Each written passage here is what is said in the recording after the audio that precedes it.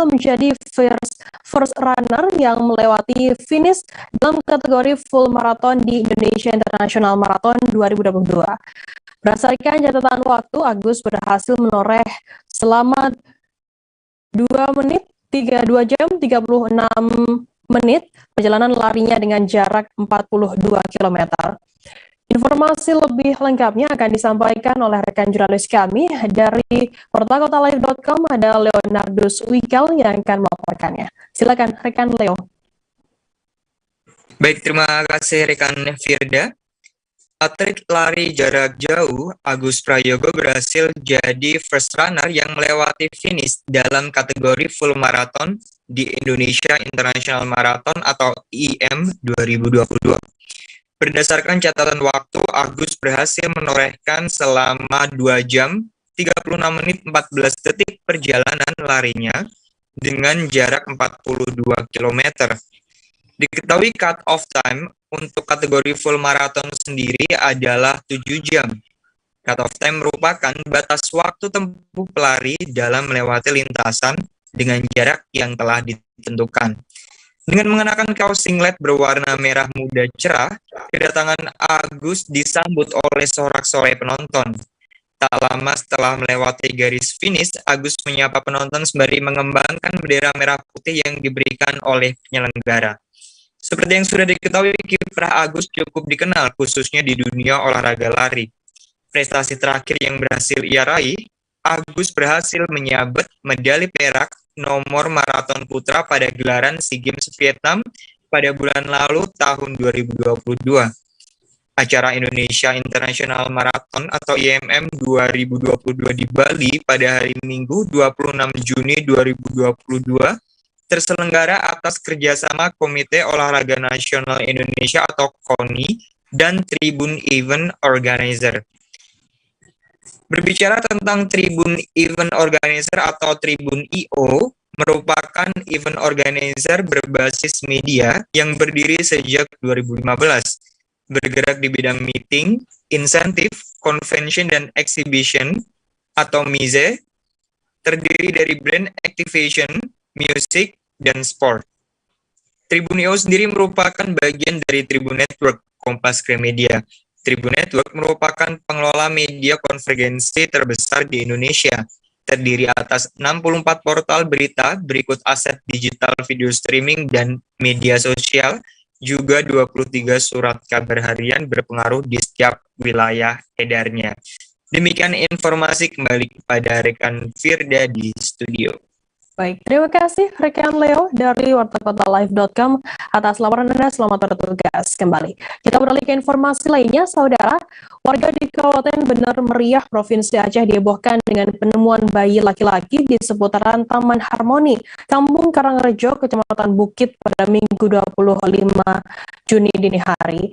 Diketahui bayi tersebut ditemukan di dalam water closet atau WC di samping wahana permainan anak-anak di arena Musabakoh Tilawatil Quran ke-35 tingkat Provinsi Aceh.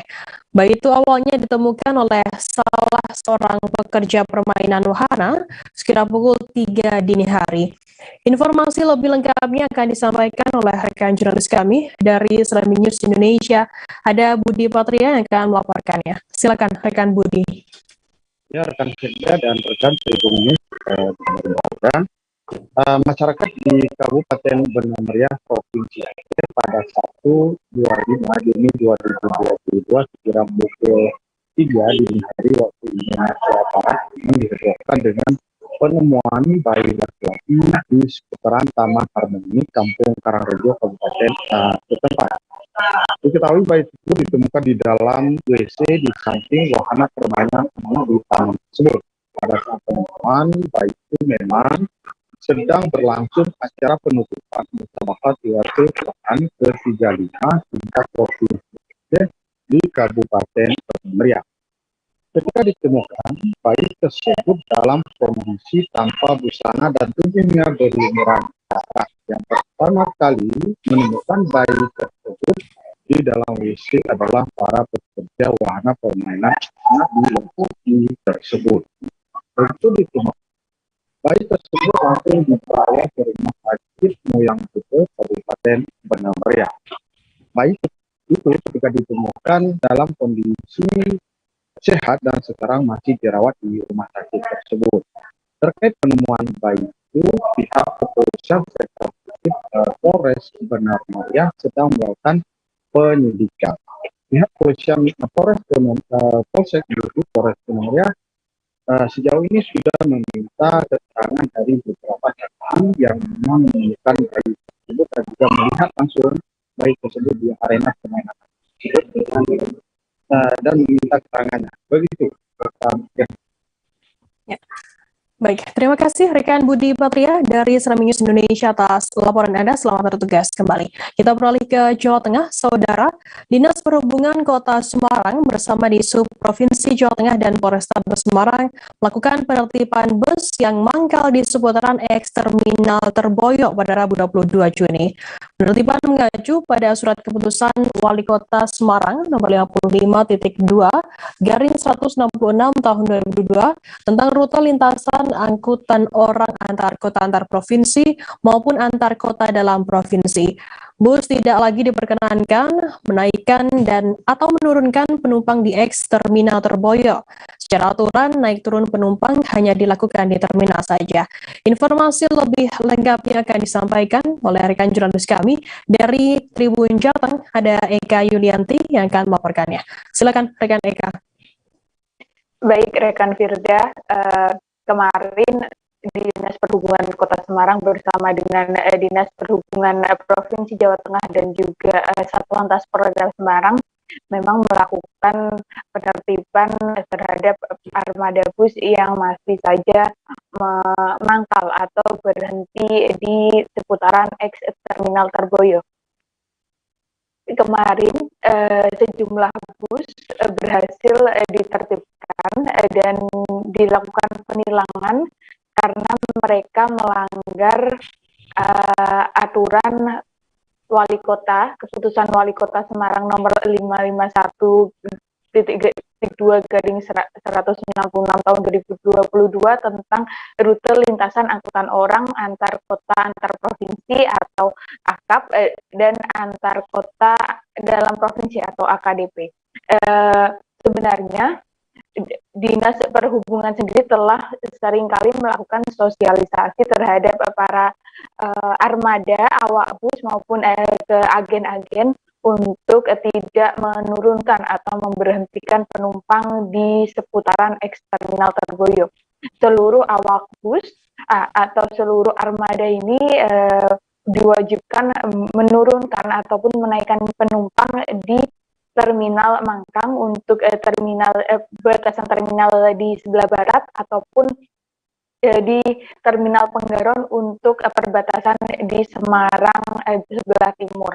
Dan pada saat dilakukan penertiban kemarin, cukup banyak bus yang mereka kabur atau meninggalkan tempat sebelum petugas datang. Jadi mereka sudah kabur terlebih dahulu sehingga dalam penertiban ini petugas hanya menjaring 3 bus antar kota, antar provinsi yang hendak melaju ke wilayah Jawa Timur. Dan Tribuners dalam penertiban ini, petugas melakukan pemeriksaan ataupun pengecekan kelengkapan surat-surat mulai dari STNK dan SIM supir yang bersangkutan dan juga surat izin atau surat uji kendaraan atau uji KIR. Ini sangat penting untuk mengetahui kelayakan kendaraan yang dioperasionalkan. Dan dari hasil pengecekan, mayoritas bis memang masih layak jalan. Namun kesalahan mereka adalah melakukan naik atau menurunkan atau menaikkan penumpang di area terlarang. Demikian, Firda. Baik, terima kasih rekan jurnalis dari Tribun Jateng atas laporan Anda. Selamat bertugas kembali. Akan kami tampilkan Tribuners wawancara dari Kepala Bidang Angkutan Dishub Kota Semarang, Dede Bambang Harto. Berikut liputannya untuk Anda. Gimana Pak? Ya, terima kasih Mbak Kak. Kali ini kegiatan penertiban angkutan umum yang di Surabaya, terutama untuk bis akap amat juga karena memang di sini bukan lagi sebagai terminal. Di sini bukan lagi terminal dan ternyata di sini masih banyak bis akap amat juga yang mangkar di sini, dari pulang di sini karena sesuai aturan sebetulnya untuk naik turun gerbang itu hanya di terminal. Ini bukan terminal, ini kan paling angkutan barang. Jadi kami tertibkan Mbak. Pak, tadi apa saja Pak pengecekannya Pak? Pengecekan dari surat izin untuk layak kendaraan diselesaikan. Pak, tadi sempat ada kucing-kucingan juga ya Pak ya dibawa mobilnya oleh kepolisian? Ya ada yang menolak satu. Depannya juga ada, kami datangi dia langsung kabur. Mereka sebenarnya sudah tahu salah, tapi tetap melanggar. Tapi ketika ada plastik mereka takut ya lari. Yang mereka sudah tahu mereka berbuat salah itu.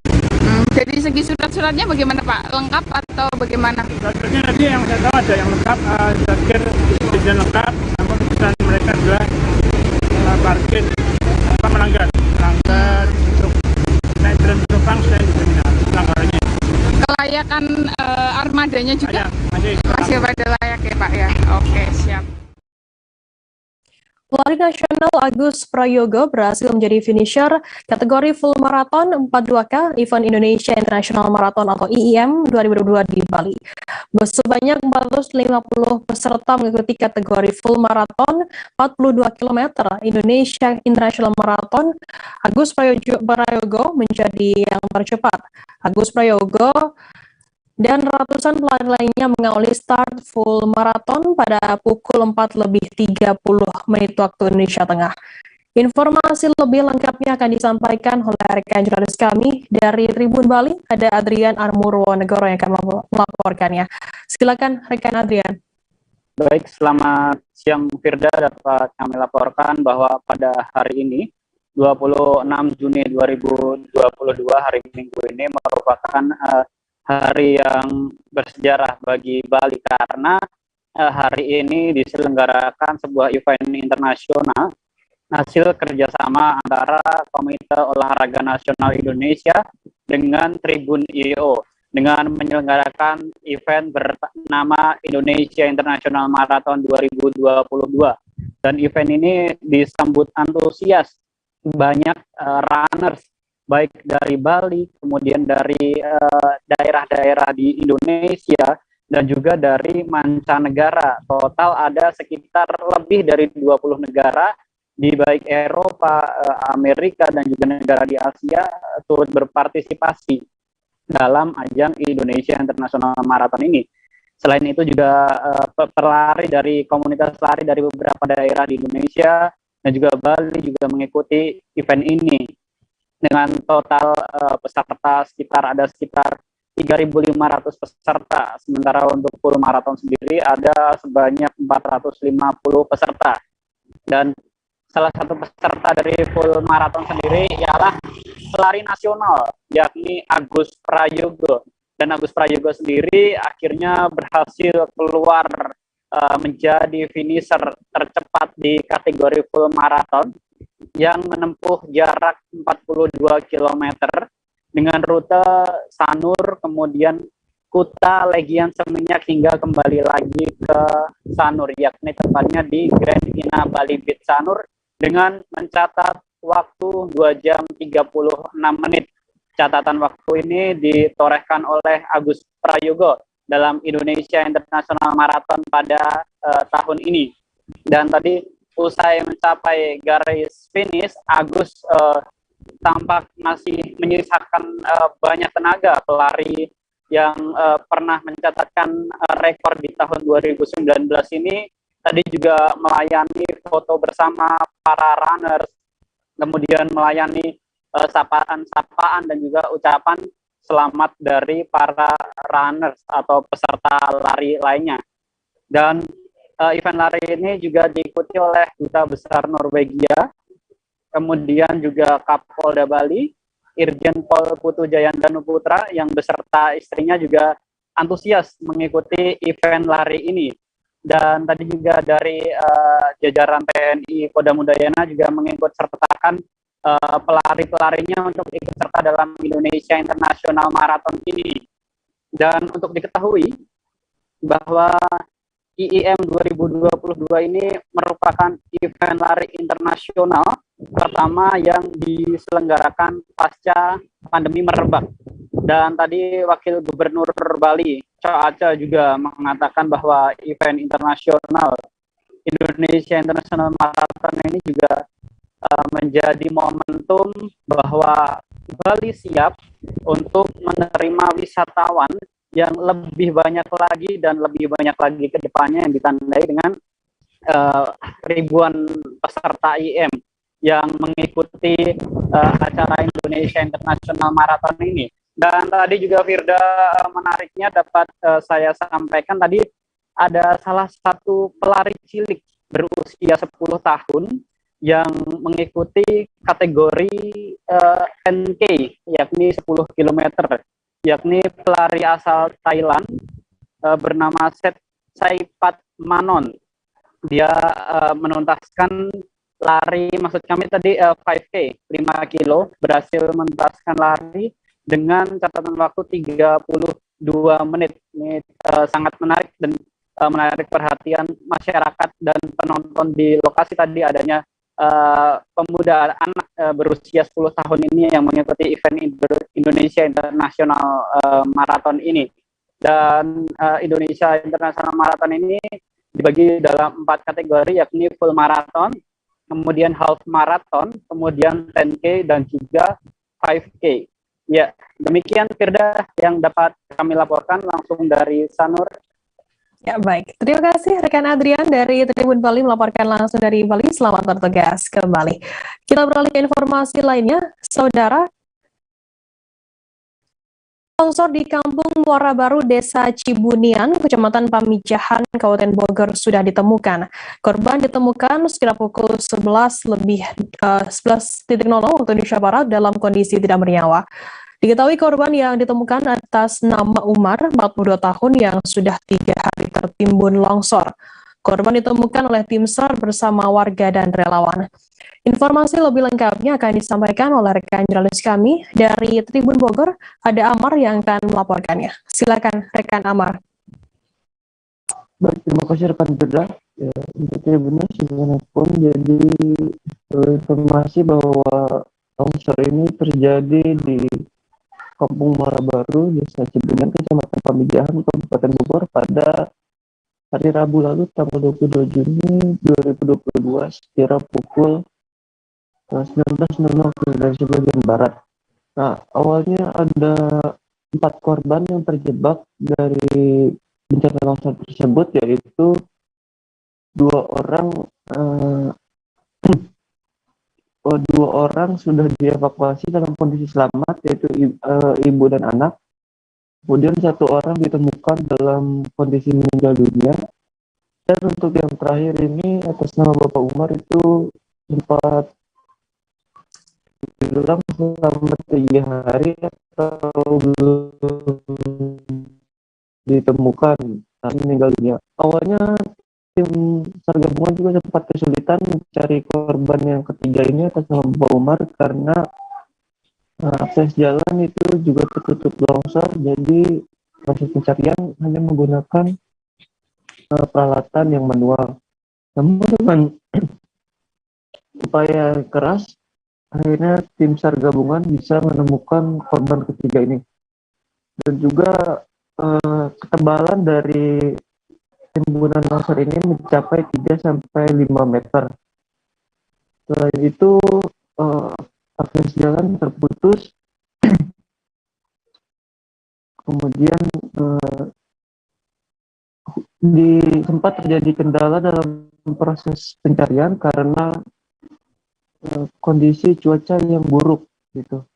Nah, awal penemuan korban ini ditemukan oleh salah satu warga karena memang proses pencarian ini dibagi dua atau dibagi per coupling antara tim SAR gabungan atau dari tim Basarnas dengan warga. Jadi yang menemukan itu ada di coupling warga ketika sedang mencangkul, kemudian ia melihat awalnya pada bagian kaki tak sengaja dicangkul kemudian ditarik olehnya, dan ternyata itu bagian kakinya. Nah, kemudian warga tersebut berteriak kepada tim SAR agar korban tersebut dievakuasi. Akhirnya dengan sigap tim SAR langsung mengevakuasi dan menggali seluruh bagian badan korban yang masih tertimbun. Namun korban atas nama Bapak Umar ditemukan dalam kondisi tak bernyawa dengan masih mengenakan kain sarung saja begitu, seperti awal kondisinya sebelum tertimbun. Adapun titik dia ditemukan yaitu bergeser sekitar 10-15 meter dari titik rumah awalnya, karena diduga dia itu masih tertimbun di titik rumah. Namun ternyata rumahnya itu sudah bergeser sekitar 10-15 meter gitu. Kemudian setelah berhasil dievakuasi sekira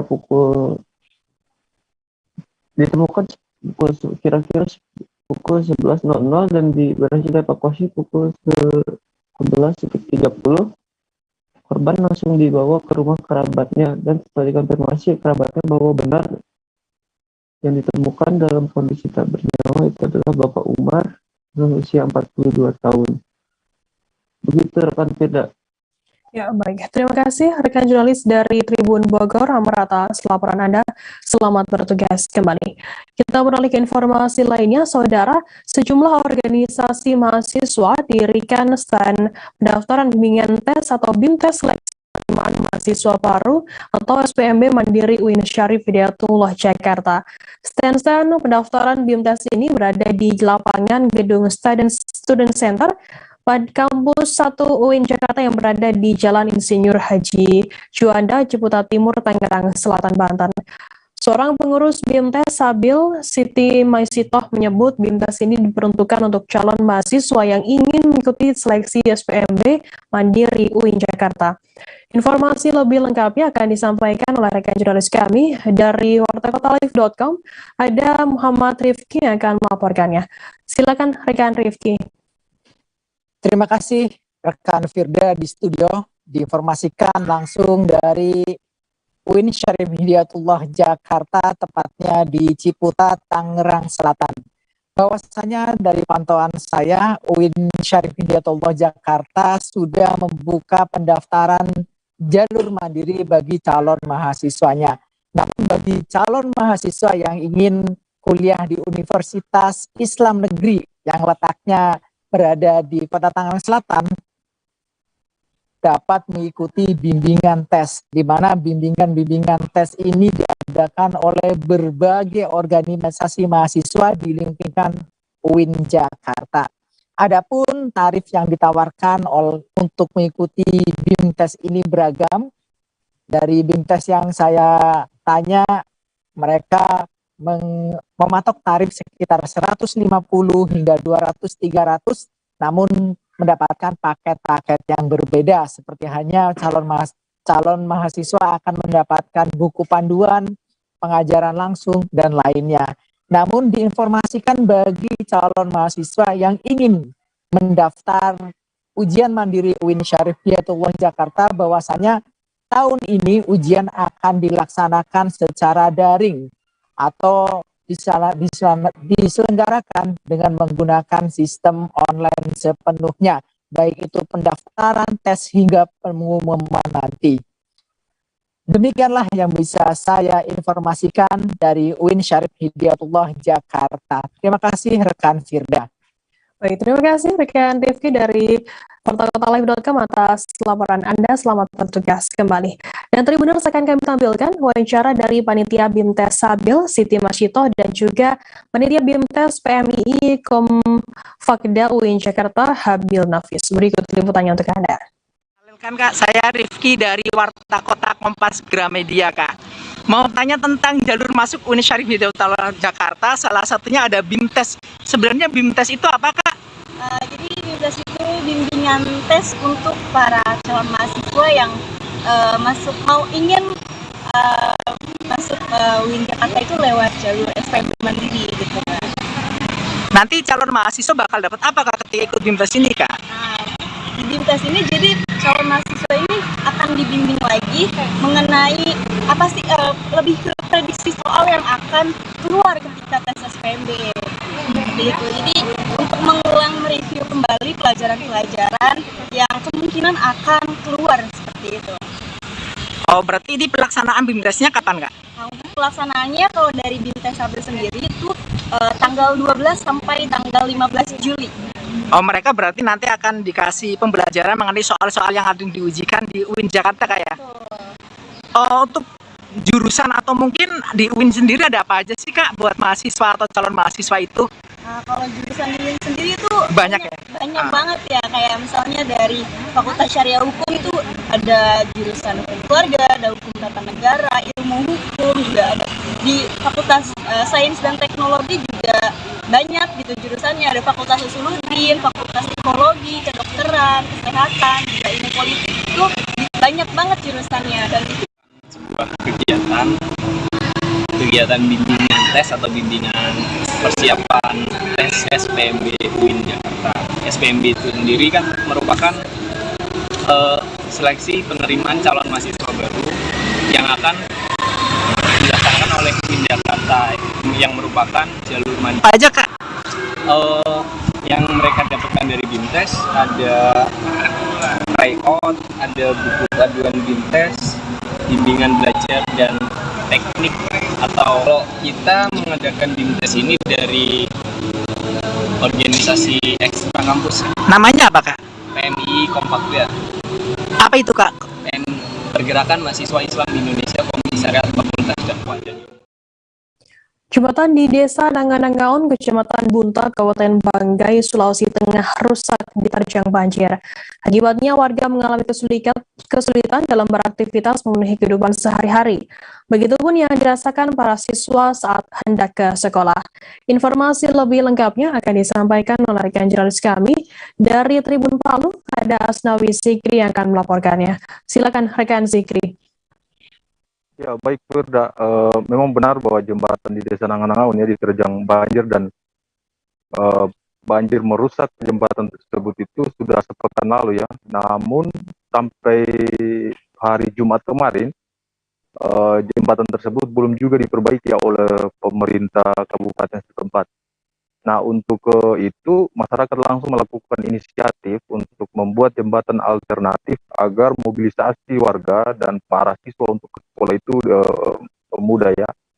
Memang ada jalur lain yang bisa dilewati oleh para warga ya, namun itu cukup jauh dan harus menggunakan kendaraan bermotor. Nah, banyak warga di Desa Nanganangaon itu yang juga belum memiliki kendaraan bermotor, sehingga yang satunya adalah melewati jembatan tersebut ya. Namun karena rusak sehingga mereka bertaruh nyawa menyeberangi sungai ya, terutama para siswa untuk ke sekolah.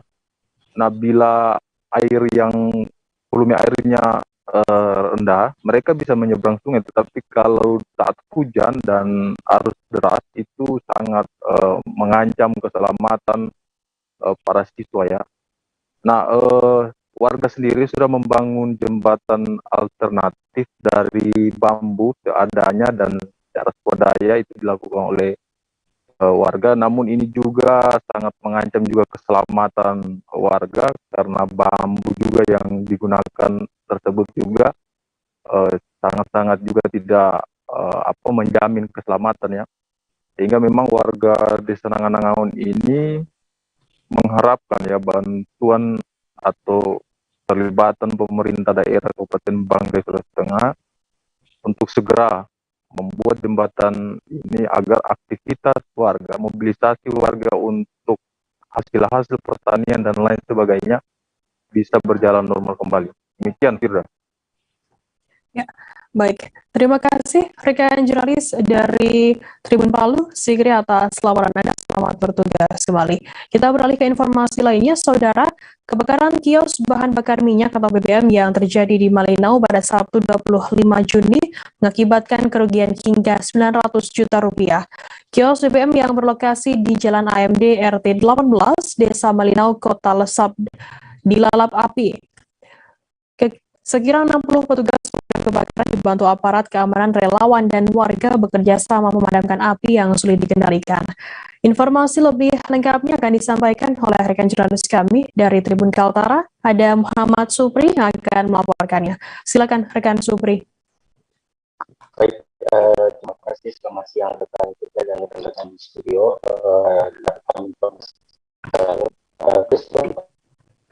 Kebakaran kemarin pada hari Sabtu 25 Juni 2020 pagi terjadi di Jalan AMD RT 18 Desa Malinau, Kota Kabupaten Malinau, Provinsi Kalimantan Utara. Dalam kejadian tersebut api membara habis kios buah bangunan yang merupakan kios atau tempat penjualan BBM jenis kios solar dan Pertalite, di mana dalam kejadian tersebut pengelola kios akan masuk seluruh kerugian yang timbul dari kebakaran tersebut. Hasil TKP tersebut kurang lebih berjumlah 900 juta rupiah.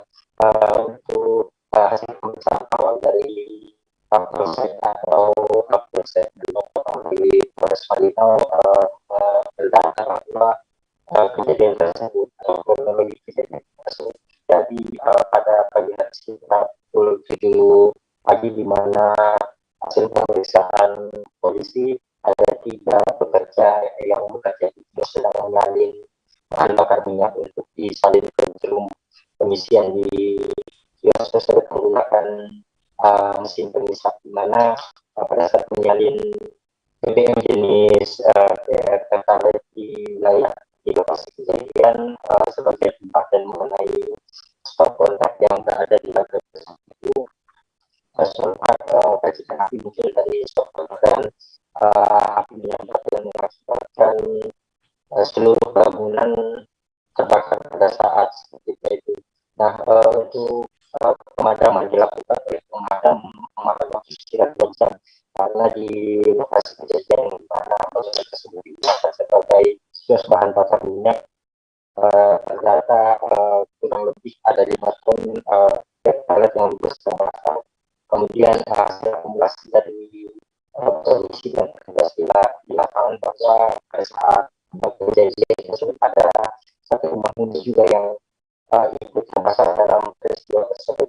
Untuk data yang kerugian yang didapatkan oleh petugas untuk pengelola kios BBM dipercaya menderita kurang lebih 700 juta rupiah untuk kerugian material, sedangkan untuk pengelola rumah tinggal menderita kurang lebih 200 juta. Jadi diakomodasikan dalam kejadian tersebut.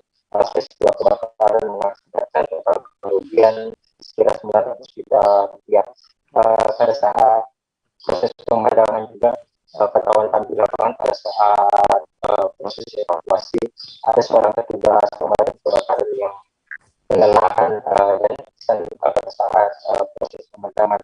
Hal ini dikarenakan petugas kesulitan memadamkan api dikarenakan sebagian besar bahan-bahan yang terbakar merupakan bahan bakar minyak, sehingga petugas sekiranya pemadam kebakaran dibantu TNI dan Polri serta relawan dan warga berupaya memadamkan api dengan menggunakan material pasir. Api berhasil dipadamkan selisih 2 jam sekitar pukul 9 WIB, karena pada saat akhir kejadian tersebut petugas mendapat tidak ada jiwa dan kejadian tersebut. Namun untuk berita akibat kebakaran sekira mencapai 900 juta rupiah. Ya, Baik, terima kasih rekan jurnalis dari Tribun Kaltara atas laporan Anda. Selamat bertugas kembali. Dan Tribuners akan kami tampilkan wawancara dari Kasih Pencegahan dan Pengendalian Damkar Malinau, Ruri Ahmad Sururi. Berikut liputannya untuk Anda. Termasuk di dalam tempat tinggal, informasi awal kita tadi dari konten industri, lalu pasukan kami yang datang menangani ini menggunakan 3 armada truk, ya, firefighter dan 1 unit mobil komando untuk suplai air. Karena air api terlalu besar dan ini adalah BBM, maka kami juga meminta bantuan dari masyarakat terkait dengan penggunaan pasir untuk mengantisipasi api yang dari BBM ini. Sejak dibuka sebulan lalu, wisata Havana Hills di Cilacap selalu ramai dikunjungi oleh wisatawan. Bahkan setiap harinya tercatat kurang lebih ada 1.000 wisatawan yang berkunjung. Tak hanya wisatawan lokal, namun juga wisatawan dari luar kota. Informasi lebih lengkapnya akan disampaikan oleh rekan jurnalis kami dari Tribun Jateng. Ada Pinky Anggreni yang akan melaporkannya. Silakan rekan Pinky. Baik, Firda, terima kasih. Jadi di Cilacap ada salah satu tempat wisata baru, yaitu Havana Hills yang ada di Desa Jeruk Legi Kulon, Kecamatan Jeruk Legi, Kabupaten Cilacap. Jadi Havana Hills ini bisa menjadi salah satu alternatif wisata ketika kita berkunjung ke Kabupaten Cilacap.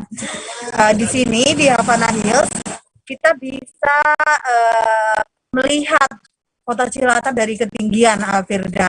Kita bisa melihat industrial view Kota Cilacap dan juga pemandangan hamparan Kota Cilacap dari ketinggian. Untuk dapat masuk ke Havana Hills ini, kita cukup merogoh kocek 15.000 saja, Firda. Di sini juga disediakan beberapa wahana seperti bioskop VR, ATV, playground anak, kemudian waterground, dan tentunya spot selfie yang menjadi favorit pengunjung di Havana Hills ini. Baik, Firda, walaupun baru dibuka sekitar 2 bulan, tapi Havana Hills ini selalu ramai dikunjungi oleh para wisatawan, Firda. Terlebih ketika hari libur seperti libur sekolah saat ini. Bahkan menurut informasi dari pengelola atau pengembang kawasan Havana Hills, setiap harinya tercatat ada 1.000 pengunjung yang datang.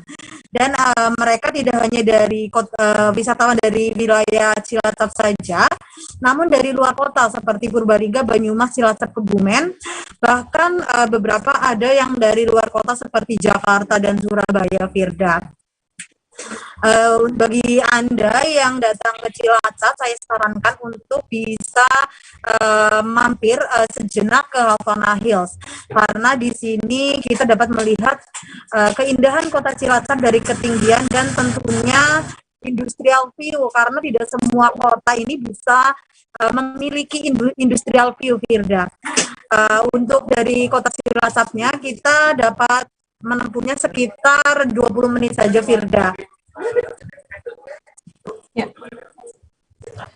Baik, terima kasih rekan Pinky dari Tribun Jateng atas laporannya. Selamat bertugas kembali. Dan Tribuners akan kami tampilkan wawancara dari Dedi Tridianto, pengembang kawasan Havana Hills Cilacap, dan juga 2 orang pengunjung bernama Nia dan Alia. Berikut liputannya untuk Anda. Nia, Alia. Bagaimana kesannya di Havana Hills, Mbak?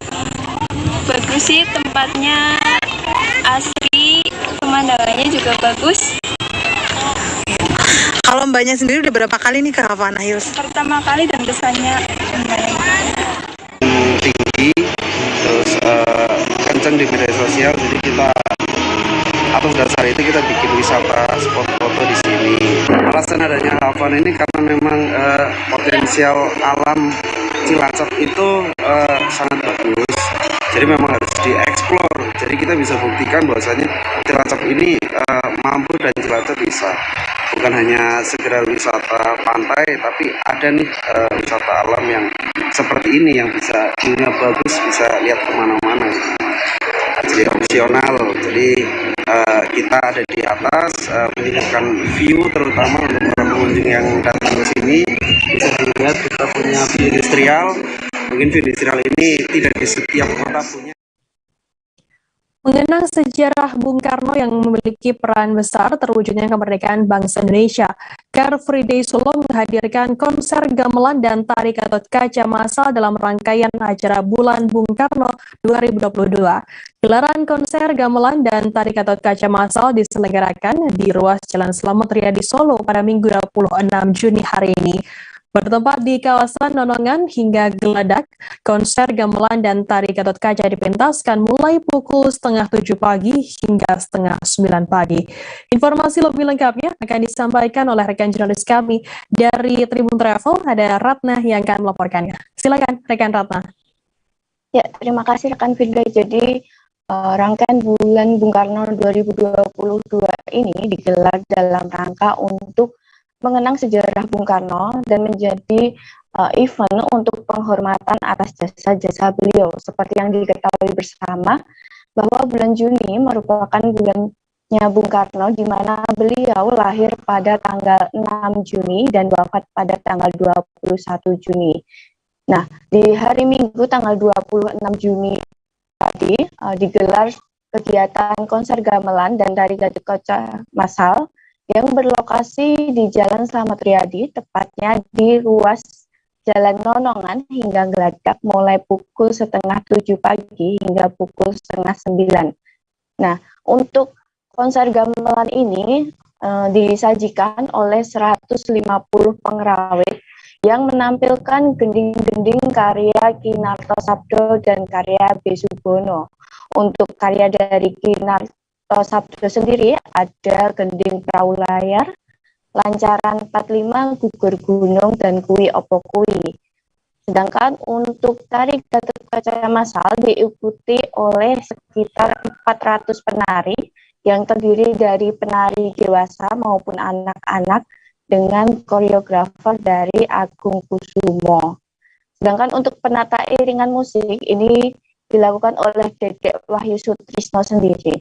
Nah, yang menarik di rangkaian acara Bung Karno di CFD tadi itu ada Gubernur Jawa Tengah Pak Ganjar yang ikut menyaksikan dan menari Gatot Kaca massal. Sebelum acara konser gamelan dan tari Gatot Kaca massal di tanggal 20 Juni kemarin, itu juga ada tahlilan Bung Karno yang berlokasi di Benteng Vastenburg Solo.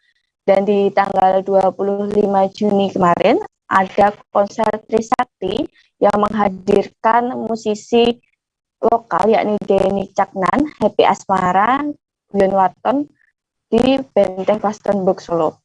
Demikian Firda. Ya, baik. Terima kasih rekan Ratna dari Tribun Travel atas laporan Anda. Selamat bertugas kembali. Kita beralih ke informasi lainnya, Saudara. Pantai Kanan di Minahasa menjadi objek wisata baru dengan sensasi tersendiri. Di sana ada pantai indah yang cocok untuk mandi dan pasir putih serta pepohonan yang membuat air laut menjadi berwarna hijau.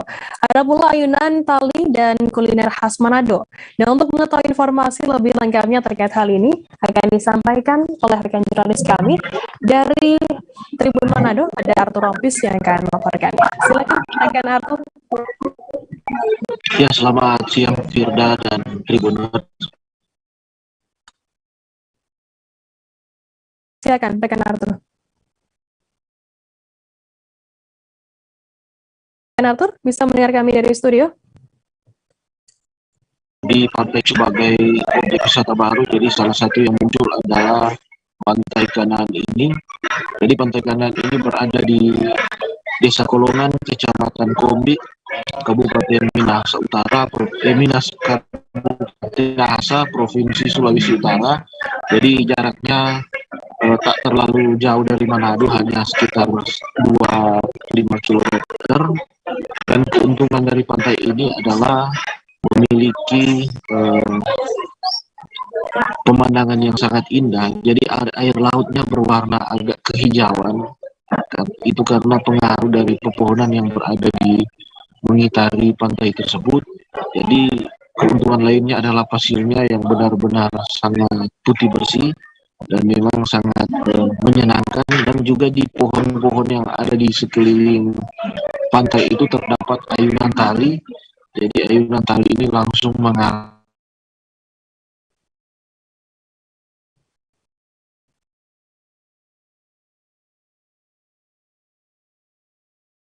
Rekan Arthur.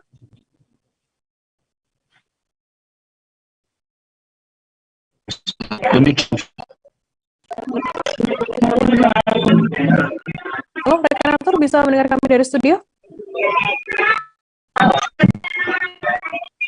Ya.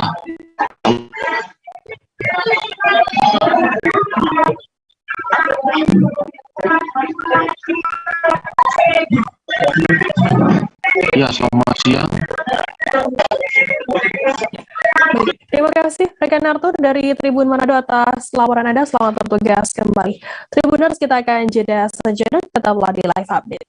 Oke, apa kabar Bang Arif di sini untuk strateginya? Ya, kalau saya sendiri di unit 37 ini yang semalam baru mulai, saya mendapat Sebenarnya aku nggak ngerasa itu penangkapan atau penggerbegan atau apapun itu, karena gini loh, posisinya aku kriteria. Jadi kita mengenal disebut dengan stroke yang tidak berdarah dengan stroke yang berdarah. Stroke yang tidak berdarah itu biasanya ditandai dengan adanya penyumbatan. Kalau itu penyumbatan di sini mungkin pikirnya tidak ke situ kali ya, tapi kalau di Korea atau di Kamboja itu ada beberapa paper yang saya itu mas ya dulunya tukang koran. Oh gitu ya, tukang koran ya, saya baca ya Pak, kan pernah baca ya. Jadi kalau saya jadi pangdam itu udah bersyukur banget si anak ini dijadikan sebagai tersangka gitu. Ya, kalau ini kita bicara yang di luar kasus Kedung Ombo ya, dengan nama hujan shower, di mana terdapat batas jelas antara daerah hujan dan tidak hujan yang biasanya terjadi pada fase awal master stage atau tahap berbahaya itu Kang. Jadi mulai artinya terjadinya perlembekan. Nah itu untuk penetrasi akan sulit. Gitu, ya. Dok, menurut saya memang tidak mudah, bukan urusan tanah diambil. Kalau misalnya Amerika Serikat sekarang, Rasulullah mengatakan dalam sebuah hadis bahwa berpuasa di 6 hari Syawal itu. Oke, apa kabar Bang Arif di sini untuk strateginya? ya, kalau saya sendiri di unit 37 ini yang semalam baru mulai, saya mendapat Sebenarnya aku nggak ngerasa itu penangkapan atau penggerbegan atau apapun itu, karena gini loh, posisinya aku kriteria. Jadi kita mengenal disebut dengan stroke yang tidak berdarah dengan stroke yang berdarah. Stroke yang tidak berdarah itu biasanya ditandai dengan adanya penyumbatan. kalau itu penyumbatan di sini mungkin pikirnya tidak ke situ kali ya, tapi kalau di Korea atau di Kamboja itu ada beberapa paper yang saya itu mas ya dulunya tukang koran. Oh gitu ya, tukang koran ya, saya baca ya Pak, kan pernah baca kan ya. Jadi kalau saya jadi pangdam itu udah bersyukur banget si anak ini dijadikan sebagai tersangka begitu. Ya, kalau ini kita bicara yang di luar kasus Kedung Ombo ya, dengan nama hujan shower, di mana terdapat batas jelas antara daerah hujan dan tidak hujan yang biasanya terjadi pada fase awal master stage atau tahap berbahaya itu Kang. Jadi mulai artinya terjadinya perlembekan. Nah itu untuk penetrasi akan sulit. Gitu, ya. Dok, menurut saya memang tidak mudah, bukan urusan tanah diambil. Kalau misalnya Amerika Serikat sekarang, Rasulullah mengatakan dalam sebuah hadis bahwa berpuasa di 6 hari Syawal itu. Oke, apa kabar Bang Arif di sini untuk strateginya? ya, kalau saya sendiri di unit 37 ini yang semalam baru mulai, saya mendapat Sebenarnya aku nggak ngerasa itu penangkapan atau penggerbegan atau apapun itu, karena gini loh, posisinya aku kriteria. Jadi kita mengenal disebut dengan stroke yang tidak berdarah dengan stroke yang berdarah. Stroke yang tidak berdarah itu biasanya ditandai dengan adanya penyumbatan. kalau itu penyumbatan di sini mungkin pikirnya tidak ke situ kali ya. Tapi kalau di Korea atau di Kamboja itu ada beberapa paper yang saya itu mas ya dulunya tukang koran gitu ya, tukang koran ya, baca ya pak, tuh kan baca ya. Jadi kalau saya jadi pangdam itu bersyukur banget si anak ini dijadikan sebagai tersangka begitu. Ya, kalau ini kita bicara yang di luar kasus Kebun ya. Dengan nama hujan shower, di mana terdapat batas jelas antara daerah hujan dan tidak hujan yang biasanya terjadi pada fase awal master stage atau tahap Bahaya itu Kang. Jadi mulai artinya terjadinya perlempekan. Nah itu untuk penetrasi akan sulit. Gitu ya. Dok, saya ini menurut saya memang tidak mudah, bukan urusan tanah diambil. Kalau misalnya Amerika Serikat sekarang, Rasulullah mengatakan dalam sebuah hadis bahwa berpuasa di 6 hari Syawal itu apakah berarti di sini untuk strateginya? Ya, kalau saya sendiri di Jumit 37 ini yang semalam baru mulai, saya mendapat sebenarnya aku nggak ngerasa itu penangkapan atau penggerebekan atau apapun itu, karena juga. Terima kasih Anda masih bersama kami di Live Update. Kita beralih ke informasi selanjutnya, Saudara. Pemerintah Kota Bogor melakukan penyegelan selama 14 hari ke depan kepada Elvis Cafe dan Resto X Holy Wings Bogor, Jalan Pajajaran, Kecamatan Bogor Timur, Kota Bogor pada Sabtu 25 Juni. Penyegelan ini dipimpin oleh Wali Kota Bogor Bima Arya, Kapolresta Bogor, serta Dandim 0606 Kota Bogor. Informasi lebih lengkapnya akan disampaikan oleh rekan jurnalis kami dari Tribun Bogor, ada Rahmat Hidayat yang akan melaporkannya. Silakan rekan Rahmat.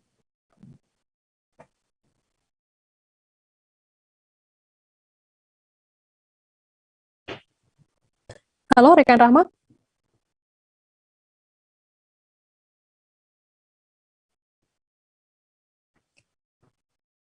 Halo rekan Rahmat, bisa mendengar kami dari studio?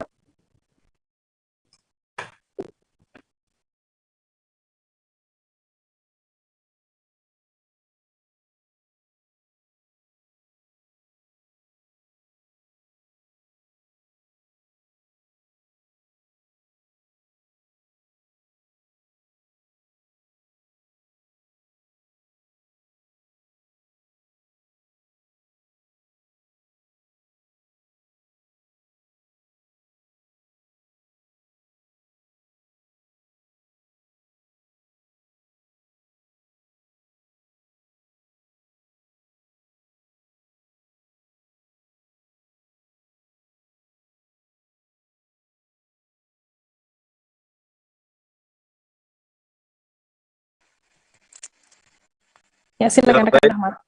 Ya baik, rekan dan rekan-rekan Tribuners lainnya dapat kami sampaikan bahwasanya pada hari Sabtu 25 Mei 2022 Forum Komunikasi Pimpinan Daerah Kota Bogor yang saat itu dipimpin langsung oleh Wali Kota Bogor Bima Arya Sugiarto melakukan sidak ke Elvis Cafe Resto ataupun X Holy Wings Bogor di Jalan Pajajaran, Kecamatan Bogor Timur, Kota Bogor.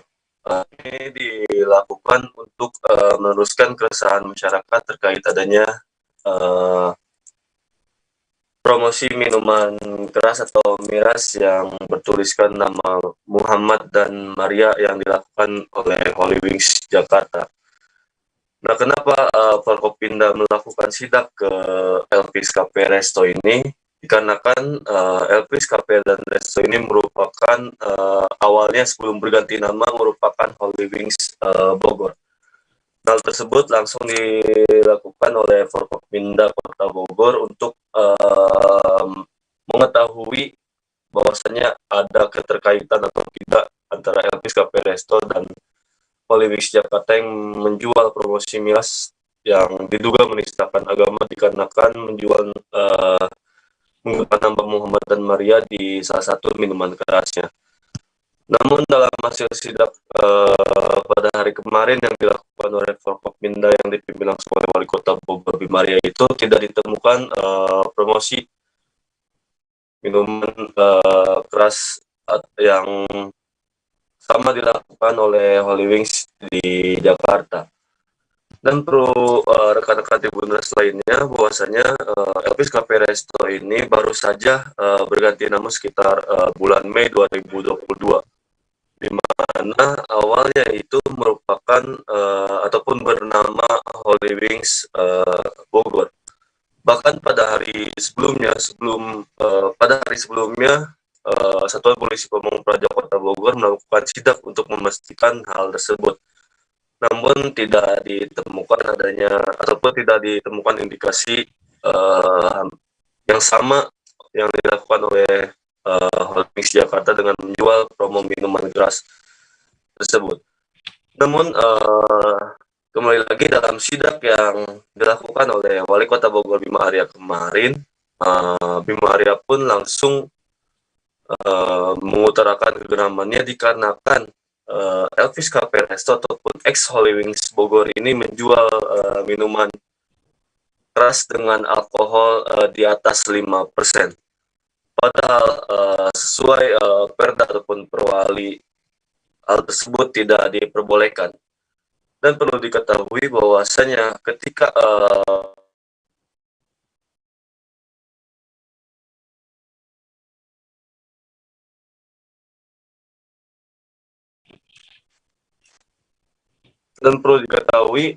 bahwasanya ketika Holy Wings Bogor buka beberapa bulan lalu, hal tersebut pun sempat menuai polemik, namun pemerintah Kota Bogor melalui Wali Kota Bogor Bima Arya Sugiarto mengizinkan Holy Wings Bogor untuk tetap beroperasi, namun dengan beberapa syarat. Yang pertama, menjunjung kearifan lokal dengan menjual bandrek dan bajigur.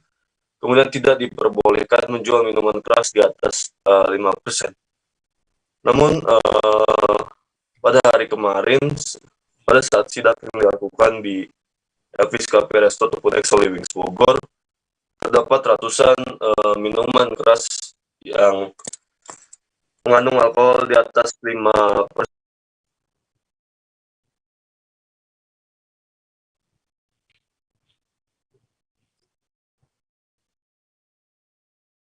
Ya, Tribuners, kami mengalami sedikit gangguan sinyal dengan jurnalis kami dari Tribun Bogor, Rahmat Hidayat. Kita beralih ke informasi lainnya, Saudara. Warga Ranah Kayu Embun atau RKE, Kecamatan Kumun Debay, Kota Sungai Penuh digegerkan dengan adanya penampakan harimau di ladang warga. Bahkan hingga Sabtu 25 Juni, sudah ada 7 ekor anjing milik petani yang diduga dimangsa oleh harimau tersebut.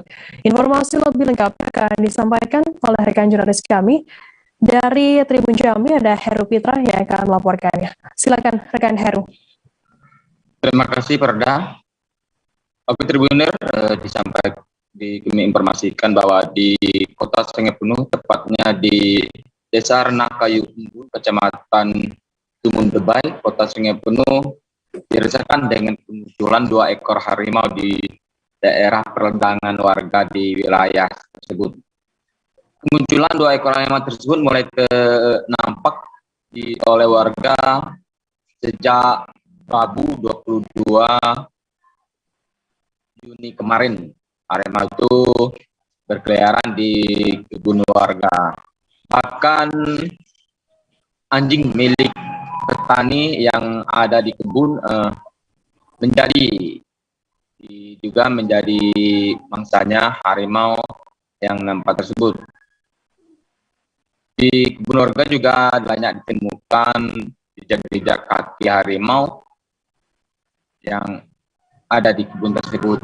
Bahkan petani di wilayah Desa Ranah Kayu Embun juga pada Kamis kemarin juga melihat harimau itu secara langsung. Dia melihat ada 2 ekor harimau yang berada di kebun cabainya tersebut.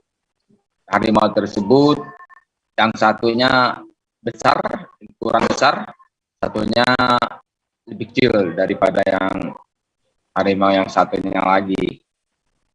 Dia memperkirakan harimau tersebut merupakan harimau yang dilepaskan ketika SDA beberapa waktu yang lalu di wilayah TNKS. Ada 2 harimau yang dilepaskan kemarin, yaitu Surya Manggala dan Citra Kartini. di wilayah TNKS. Warga memperkirakan harimau yang nampak berada di perairan warga itu merupakan harimau tersebut, karena dari ciri-ciri yang mereka lihat harimau tersebut seperti harimau yang dilepaskan pada Oktober lalu.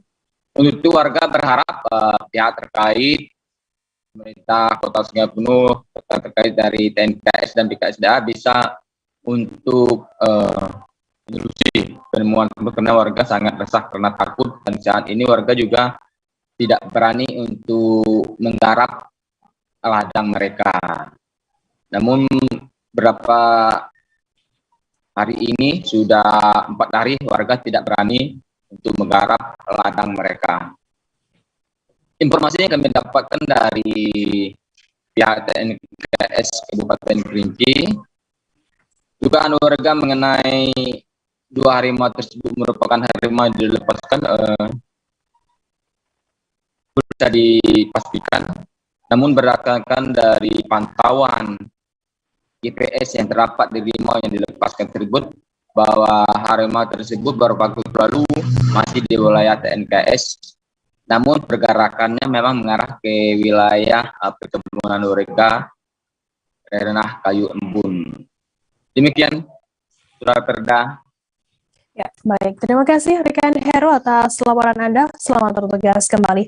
Kita beralih ke Jawa Tengah, Saudara. Rombongan Goeser Polri pecahkan rekor muri setelah melakukan perjalanan 508 km dari lapangan Bayangkara Jakarta Selatan menuju Akademi Kepolisian Semarang pada Minggu 26 Juni.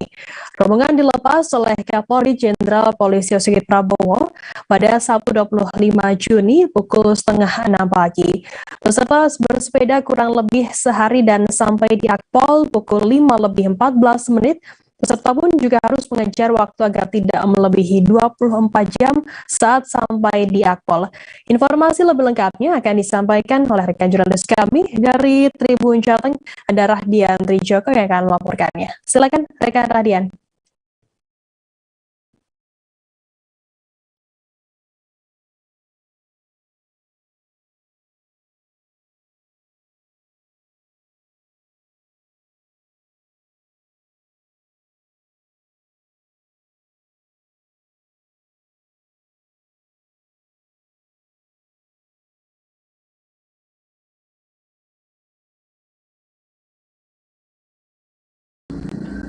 Ya, baik rekan Firda dan rekan Tribuners. Ya, tadi sekitar pukul 5.14 rombongan Goeser dari Mabes Polri telah sampai di Akademi Kepolisian. Ya, mereka telah memecahkan rekor muri maupun rekor dunia goes atau bersepeda dengan jarak 508 km dari lapangan Bayangkara menuju ke Akademi Kepolisian.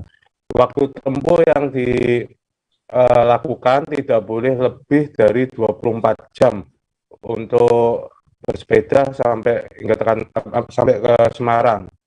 Ya, untuk pesepeda yang ikut dalam acara tersebut tidak hanya dari anggota Polri, tapi juga dari para atlet dan juga para komunitas sepeda. Ya, mereka harus menempuh meskipun hujan hingga tetap lanjut melanjutkan perjalanan menuju ke Kota Semarang. Ya, pada kegiatan tersebut para goeser tersebut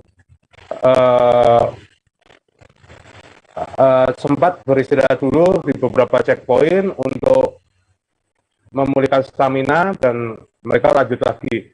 Ya, mereka sebelumnya memang dilepas oleh Bapak Kapolri, Bapak Jenderal Listio Sigit Prabowo di lapangan Bayangkara. Ya, untuk para goeser ini saat ini sudah merasa lega karena sudah bisa menerima piagam dari Muri dan tercatat di Muri. Seperti itu rekan Firda. Ya, Baik, terima kasih rekan Radian dari Tribun Jateng atas laporan Anda. Selamat bertugas kembali. Akan kami tampilkan Tribuners wawancara yang tadi sudah diimbun oleh rekan Radian dari Ketua Tim Goes Katulistiwa Presisi Irjen Pol Slamet Uliandi. Berikut liputannya untuk Anda. Bapak Kapolri kan adalah Ketua ISI. Kita kan mengumpulkan dari beberapa komunitas dan atlet tentunya. Nah, ini dalam rangka juga menyaring bibit-bibit muda yang diharapkan bisa turun di event internasional dan membawa nama baik Polri. Makanya Bapak Kapolri memfasilitasi salah satunya membuat pencankor muri. Dan pencankor muri ini juga bagian daripada peningkatan ekonomi investasi di Indonesia. Karena sepanjang jalur kita gelorakan terus kan. Kita buat bansos juga selama Presisi Katulistiwa 508. Penyambutan di sini sangat luar biasa oleh Bapak Gubernur, dan juga kan nanti acara Bayangkari kan di sini. Terus, ya total apa? Peserta 64 ya. 64 ya. 64. Terbagi 2 tim. Tim Arjuna dengan enggak, yang di Garuda juga ada atletnya sama, kan kejar-kejaran nih. Makanya kejar-kejaran kita. Intinya untuk mengejar ini kan, tapi kan kita minus 20 menit lagi hampir gagal.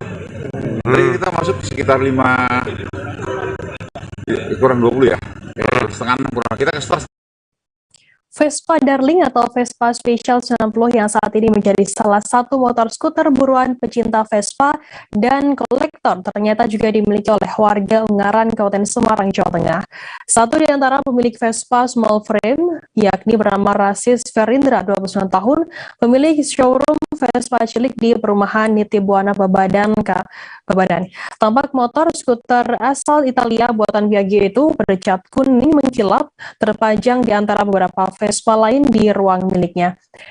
Vespa dengan bodi mungil keluaran tahun 1966 ia dapatkan dan beli dari seorang pengusaha mebel di Jepara pada 2020 lalu. Informasi lebih lengkapnya akan disampaikan oleh rekan jurnalis kami dari Tribun Jateng, ada Reza Gustaf yang akan melaporkannya. Silakan rekan Reza. Ya, terima kasih Firda. Jadi kami berkesempatan untuk menemui salah satu pemilik Vespa Darling yang cukup langka dan dicari oleh para pecinta Vespa. Jadi kami menemukan seorang tersebut berada di daerah Babadan, di Ungaran, di Kabupaten Semarang. Ia memiliki jumlah Vespa. Jadi misalnya Vespa tersebut yang miliki sebagian besar Vespa lama ya. Misalnya untuk keluarga small frame itu ada Vespa Darling tadi, Vespa PTS dia punya 2, Vespa PTS 90 dan 50. Kemudian untuk keluarga large frame atau yang berbodi besar, dia memiliki Grand Sport MK2 atau GS tahun 1962. Kemudian ada Vespa Grand Lusso tahun 1964, kemudian Vespa VNB 6 ya tahun 1966, dan sejumlah skuter lainnya. Hanya Vespa yang dia juga memiliki skuter buatan Inggris yaitu Lambretta. Nah, dari Vespa tersebut yang memiliki total 10 ya. Dari total 10 skuter motor tersebut ya menggolongkan ada 2 yang saat ini terhitung paling langka, yaitu Vespa Darling dan Vespa Grand Sport MK2 yang berwarna putih ya, yang paling besar. Itu Vespa Grand Sport itu digunakan untuk balap waktu zaman dahulu, berkapasitas 160 cc ya. Dan saat ini selain itu ada Vespa Darling yang ia cat berwarna kuning. Jadi saat itu ia beli di Jepara oleh temannya. Dia membeli ke seorang pengusaha mebel. Waktu itu kondisinya tidak terawat ya, jadi hanya sebatas rangka. Kemudian dia melakukan restorasi, dia mengecat ulang, dia membelikan part-part baru, dia mengganti bagian-bagian yang rusak dengan bagian yang baru dan asli. Kemudian pada akhirnya ia berhasil merestorasi total Vespa Darling miliknya. Saat ini ia mengatakan bahwa ia masih menyayangi atau mencintai Vespanya tersebut sehingga masih ia simpan di rumah. Namun tidak menutup kemungkinan juga jika ada yang menawarnya dengan harga yang cocok, ia akan rela untuk melepasnya. Ia juga mengatakan bahwa Vespa darlingnya tersebut pernah ditawar ya oleh salah satu atlet bulu tangkis nasional terkenal yaitu Ginting. Namun dia masih belum rela untuk melepasnya. Dan hingga saat ini ia masih menggunakan Vespa darling tersebut untuk berkeliling komplek dan berjalan-jalan untuk melepas penat. Nah, untuk teman-teman, harganya sendiri ini kisarannya antara 100 juta ya, 100 juta hingga 120 juta. Ia jual di atas 100 pastinya. Itu yang harga di atas 100 itu untuk Vespa Darling yang kuning dan Vespa Grand Sport yang putih. Untuk Vespa PTS-nya yang masih dalam keluarga small frame itu dia jual di atas 50 juta. Dan selain mengoleksi, ia juga menjual juga ya, karena ia sendiri mengatakan bahwa kebutuhan finansialnya ia juga masih kurang, sehingga sewaktu-waktu ia akan melepaskan Vespa-Vespanya tersebut. Begitu yang bisa disampaikan dari Bapak dan Fira. Baik, terima kasih rekan Reza dari Tribun Jateng atas laporannya. Selamat bertugas kembali. Dan terlebih akan kami tampilkan wawancara dari pemilik showroom Vespa Cilik, Rasis Ferindra. Berikut liputannya untuk Anda.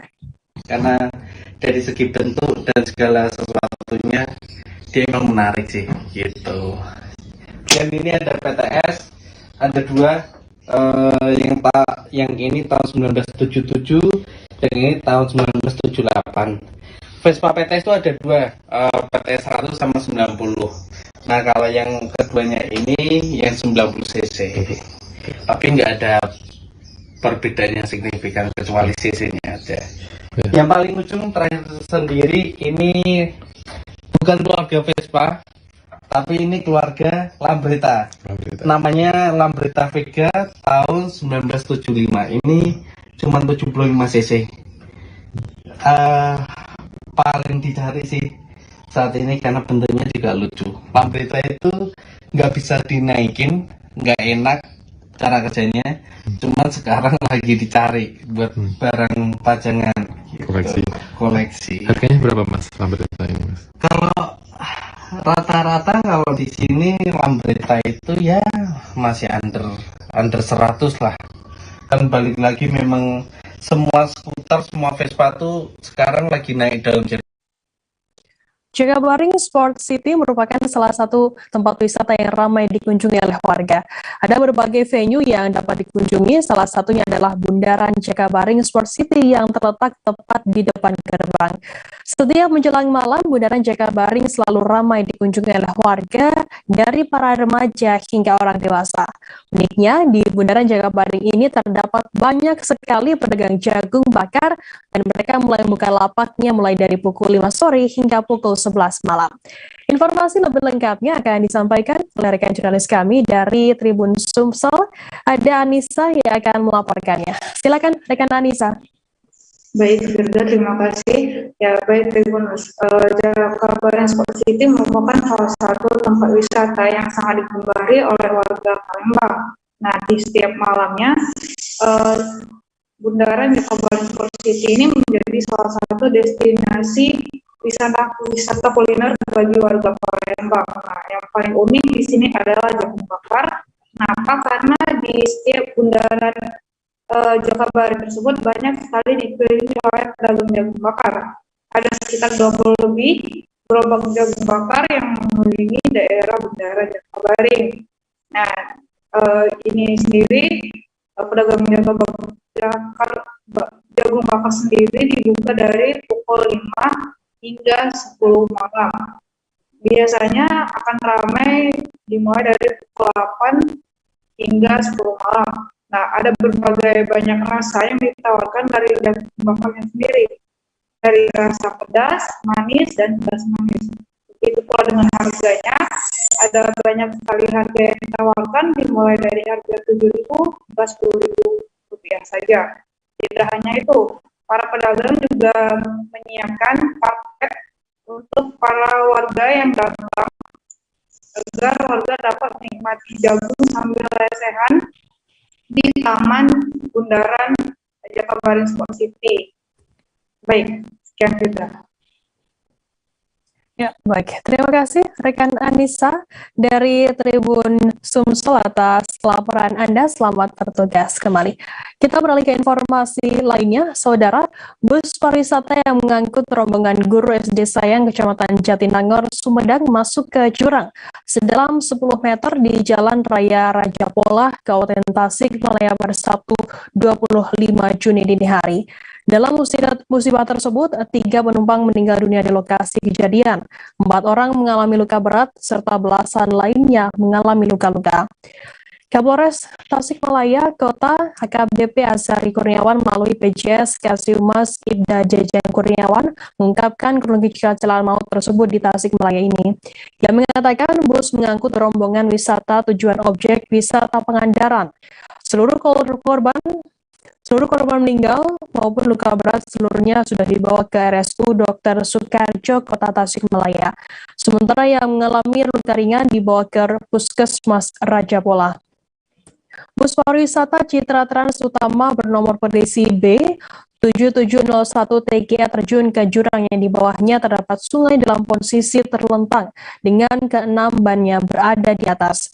2 dari 3 korban yang meninggal merupakan sepasang suami istri bernama Olih Komarudin 64 tahun dan Esih Sukesih 59 tahun duduk berdampingan di jok depan kiri. Keduanya diduga terjebak di dalam air sungai hingga kehabisan napas. Kerabat kedua korban Asep Riki Darmawan mengatakan Olih dan Esih meninggal karena kehabisan napas. Hal itu sesuai keterangan warga yang memberikan pertolongan bahwa keduanya sudah tak bergerak dalam kondisi tenggelam. Warga akhirnya mendahulukan korban yang masih hidup dan membantu evakuasi ke tepi jalan. Kedua jenazah sudah dibawa ke kampung halaman, Kampung Bayan Kidul, Desa Bang Bayang, Kecamatan Cipaku Ciamis dan dimakamkan di sana. Olih tercatat sebagai pensiunan anggota Brimopolda Jabar, sedangkan Esih salah satu guru SD Negeri Sayang, Cikeruh, Jatinangor, Sumedang. Sementara itu, satu korban lainnya yakni Cepi 30 tahun merupakan kondektur bus. Sempat beredar informasi bahwa saat ini jumlah korban bertambah 1 orang menjadi 4 orang yang meninggal dunia. Namun sejauh ini pihak kamar mayat belum menerima jenazah satu lagi. Kapolres Tasikmalaya Kota AKBP Azari Kurniawan mengatakan penyebab kecelakaan bus pariwisata di Jalan Raya Raja Polah, Tasikmalaya penyebabnya yakni sopir mengantuk. Hal itu sesuai dengan pengakuan Dedi Kurnia, sopir bus Citra Trans Utama yang mengalami kejadian khas ini.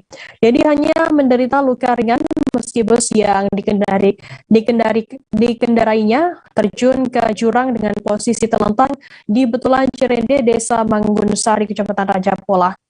Beberapa saat sebelum tiba di lokasi musibah di mana jalan agak lurus dan menurun, Dedi mengaku ngelayap atau tertidur beberapa detik hingga membuat bus oleng ke kiri dan kemudian masuk ke jurang sedalam 10 meter yang di bawahnya juga terdapat sungai. Dedi sendiri saat ini masih dalam perawatan sehingga belum bisa diperiksa lebih lanjut oleh pihak kepolisian. Dan berikut akan kami tampilkan Tribuners keterangan dari PJS Kasiumas Polres Tasikmalaya Kota, Ibda Jajang Kurniawan dan juga Bupati Sumedang Doni Ahmad Munir. Berikut liputannya untuk Anda. Saat ini korban ada berapa yang korban yang sudah dievakuasi dari TKP, yang meninggal dunia di TKP 3 orang, yang luka berat 4 orang dibawa ke Rumah Sakit Umum Dr. Soekarjo. Sementara yang luka lainnya ada di Puskesmas Jamanis sama Puskesmas Raja Polah. Nah, saat ini yang dilakukan kepolisian apa? Ya, karena ini jalan nasional, kami jajaran Polres Tasikmalaya Kota melaksanakan rekayasa lalu lintas. Karena kami sedang mengadakan evakuasi, berusaha untuk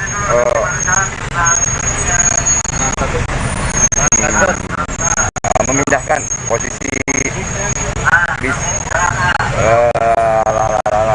Dievakuasi ya?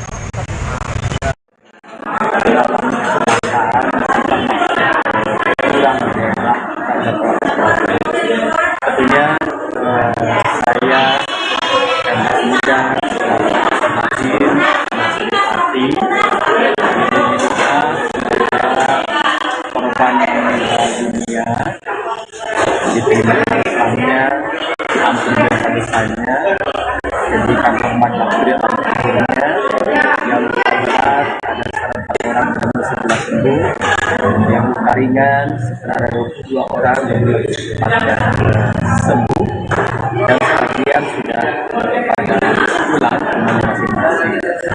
Apa yang kami lakukan menangani ini dari tadi pagi kami sudah koordinasi di mana Dinas Kesehatan, Rumah Sakit Umum, BPBD dan juga Dinas Pendidikan untuk langsung memobilisasi bersama-sama ke lokasi. Kami mengerahkan 15 ambulan. Seorang guru SD Sayang, Kecamatan Jatinangor, Sumedang bernama Sumaryadi, 55 tahun lolos dari kecelakaan maut Sabtu 25 Juni, yang merupakan satu-satunya guru SD Sayang yang tidak ikut ke Pangandaran, sehingga selamat dari kecelakaan maut di Tasikmalaya. Diketahui bus rombongan guru SD Sayang mengalami kecelakaan di Jalan Raya Raja Polah, Tasikmalaya, hingga mengakibatkan 3 orang meninggal dunia di lokasi kejadian. Saat ditanya soal firasat, Sumaryadi mengaku tak merasakan firasat buruk apapun. Namun sebelum berangkat, ia memang mengaku sangat malas dan kurang bersemangat untuk bepergian. Selain itu, istrinya tiba-tiba sakit dan membuatnya semakin yakin untuk tidak berangkat ke Pangandaran meski sudah berkemas membawa pakaian ganti dan makanan. Ia mengatakan sebanyak sekitar 55 orang anggota rombongan itu merupakan guru-guru yang masih aktif, dengan keluarganya juga ada guru-guru yang baru saja pensiun. Rombongan itu rencananya akan menghabiskan waktu 2 hari di Pangandaran. Sumaryadi memastikan bus yang ditumpangi oleh guru SD Sayang dalam kondisi layak jalan. Guru olahraga ini mengatakan para guru SD Sayang berangkat sekitar pukul 10 malam waktu Indonesia Barat dari sekolah.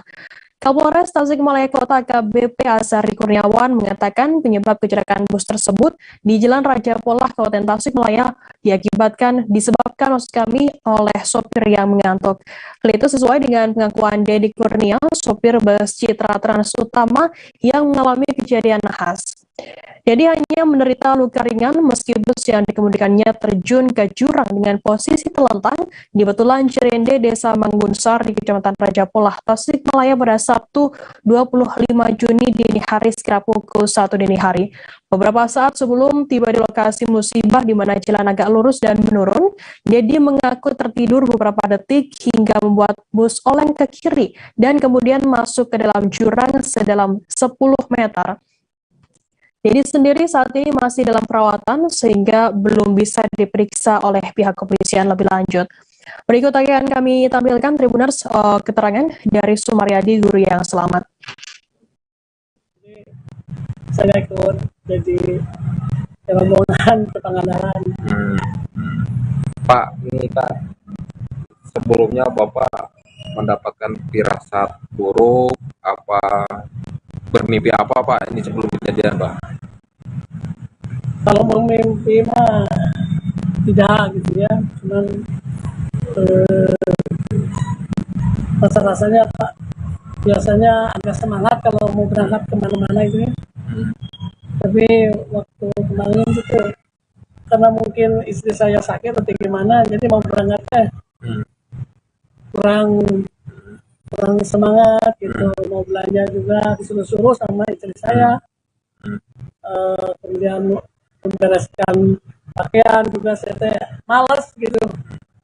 Ini gimana gitu, masalahnya ya itu lihat istri. Istri kemungkinan ya tidak mengizinkan, tapi walaupun dia mengizinkan juga, tapi saya udah masa saya bersenang-senang, istri di rumah sakit. Padahal Bapak juga berencana akan ikut juga ya Pak ya? Ya, Viral di media sosial, video menampilkan detik-detik penyelamatan wanita yang jatuh ke bawah peron di Stasiun Manggarai, Jakarta pada Minggu 26 Juni. Yang nyaris terlindas kereta KRL jika tak segera menggeser tubuhnya ke tembok peron. Petugas lantas mengevakuasi korban selesai terjatuh. Video viral yang diunggah oleh akun Twitter @disco2000-an terlihat seorang penumpang terjatuh di rel kereta di Stasiun Manggarai pada Jumat 24 Juni malam.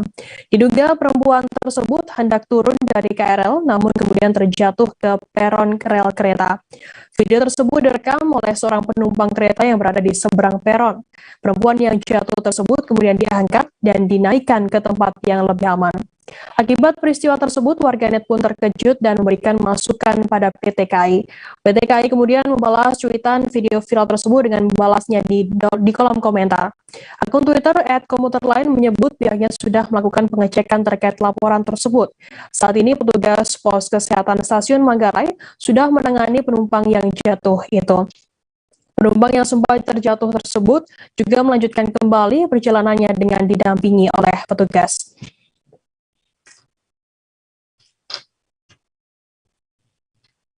Kita beralih ke informasi lainnya, Saudara. Forum Koordinasi Pimpinan Daerah atau Forkopimda Kota Bogor melakukan sidak di Elvis Cafe dan Resto X Holy Wings Bogor, Jalan Pajajaran, Kecamatan Bogor Timur, Kota Bogor pada Sabtu 25 Juni. Sidak yang dilakukan pada Sabtu 25 Juni dan dipimpin langsung oleh Wali Kota Bogor, Bimaria, untuk menindaklanjuti keresahan masyarakat soal promosi minuman keras untuk Muhammad dan Maria. Sidak ini pun dilakukan pasalnya Elvis Cafe dan Resto semula bernama Holy Wings Bogor. Wali Kota Bogor, Bima Arya sendiri mengatakan sidak ini untuk memastikan laporan tersebut. Bima Arya pun membeberkan sejumlah fakta terkait sidak ini, di mana nama Elvis Cafe dan Resto masih terafiliasi dengan Holy Wings Indonesia. Terkait dengan adanya promosi yang menistakan agama tersebut, dari hasil sidak, Bima Arya memastikan tidak menemukan hal tersebut.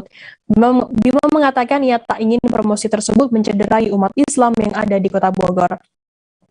Meski tak menemukan seperti yang ada di Holy Wings, Bima menemukan minuman keras dengan kandungan alkohol di atas 5%. Bahkan Wali Kota Bogor beserta jajaran Forkopimda menemukan gudang yang menyimpan ratusan botol minuman keras di atas 5%. Bima Arya pun langsung geram dan mengancam akan mencabut izin dari Elvis Cafe and Resto. Bima Arya pun menuturkan pihaknya geram lantaran izin yang diberikan tidak digunakan sebagaimana mestinya. Izin yang diberikan itu, tambah Bima, mulai dari tidak boleh menjual minuman keras di atas 5% dan menjunjung kearifan lokal. Sementara waktu, pihak Pemkot Bogor akan melakukan penyegelan selama 14 hari, imbas ditemukannya miras di atas 5%. Bima Arya pun menegaskan akan terus mendalami penjualan yang dilakukan melanggar perda dan perwali ini. Secara tegas, Bima Arya akan menutup Elvis atau X Holy Wings Bogor secara permanen.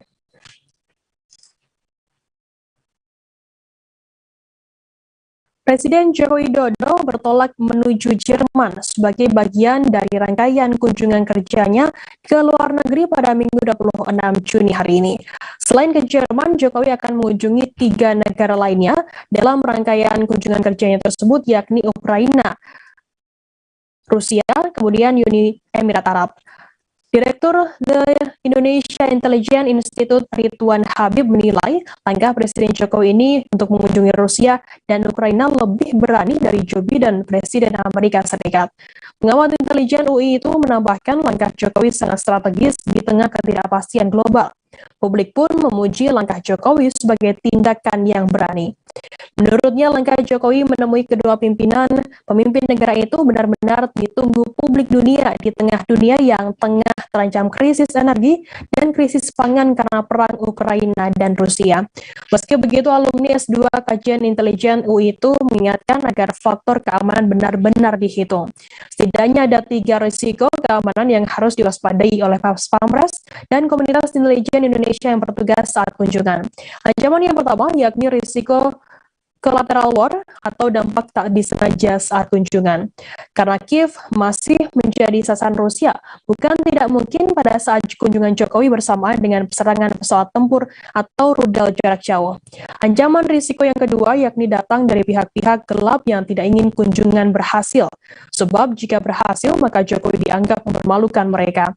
Ancaman risiko yang ketiga yakni adalah saat kunjungan ke Moskwa, Rusia. Pihak Rusia harus benar-benar menjamin keamanan Jokowi dari pihak-pihak anti-Rusia yang tidak ingin hubungan Indonesia-Rusia berjalan dengan baik. Ridwan meyakini tim pengamanan gabungan yang terdiri dari Direktorat BBAIS, Direktorat Satu Luar Negeri BIN, Paspampres, dan berbagai dukungan tim lain yang mampu membuat kunjungan bersejarah Jokowi ini lancar. Tribuners, informasi tadi sekaligus menutup perjumpaan kita dalam live update hari ini. Jangan lupa saksikan terus live update di seluruh kanal YouTube dan Facebook Tribun Network. Saya Firdananda, mewakili kru petugas pamit undur diri. Terima kasih dan sampai jumpa.